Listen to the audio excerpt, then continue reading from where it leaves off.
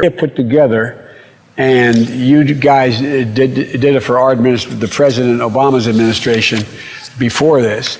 We have put together, I think, the most extensive and inclusive voter fraud organization in the history of American politics.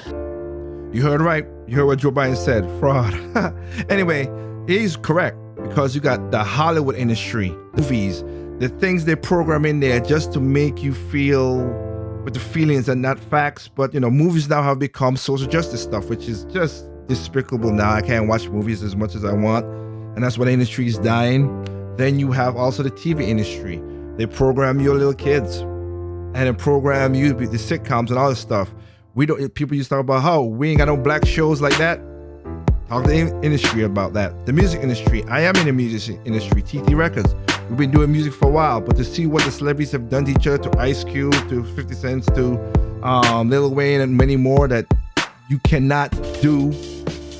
You gotta think the same way. So like black music, I don't care for it no more how it is, because you gotta think down the same path.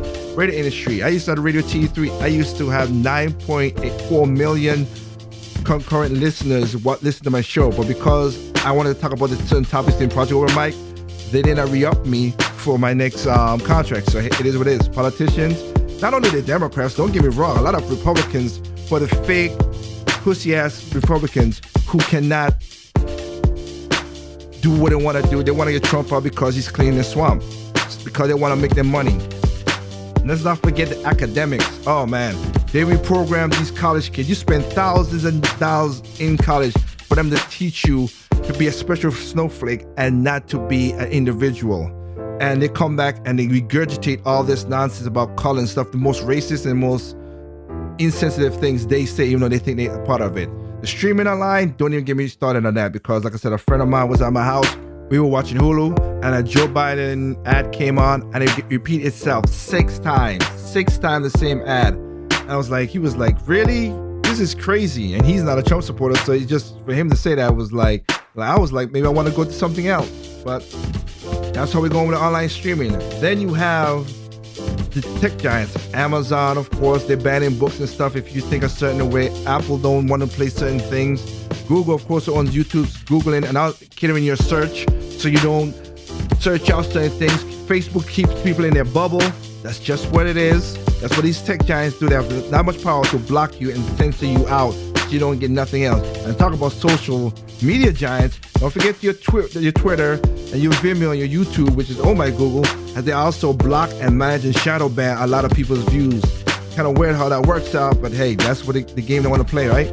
The news media, don't even get me started about it. They go with Amazon. Amazon owns Washington Post. And then look what happened with New York Times. New York Times just kicked out mostly all their centrists.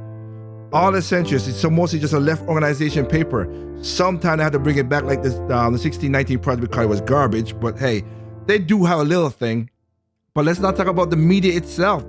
How much lies, how much time they twist the truth, how time they overdo stuff. And they soft pedal a lot of stuff for Biden, but not for the president. So it's kind of weird, as you saw in the second debate in the town hall meetings and everything.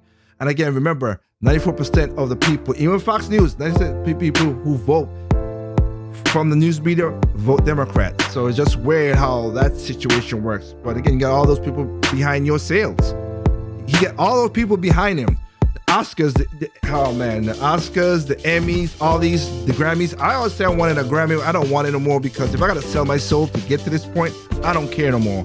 And I like you. Basically, I'm gonna let a person say what I want to say more better than I can say. But like I said, celebrities have fallen down in my eyes in 2020. Thank goodness.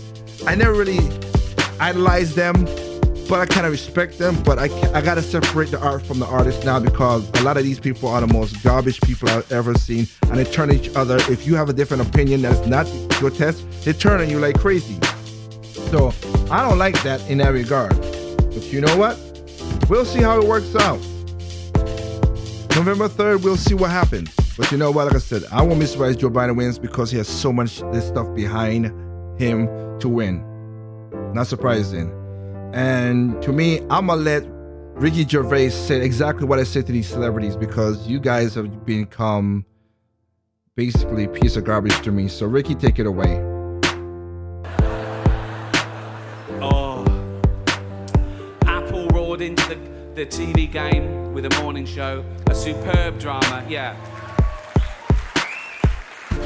A superb drama about the importance of dignity and doing the right thing, made by a company that runs sweatshops in China. So, well, you say you're woke, but the companies you work for, I mean, unbelievable. Apple, Amazon, Disney.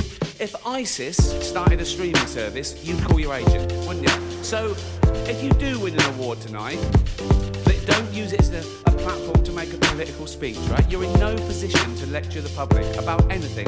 You know nothing about the real world. Most of you spent less time in school than Greta Thunberg. So, if you win, right, come up, accept your little award, thank your agent and your God, and fuck off, okay?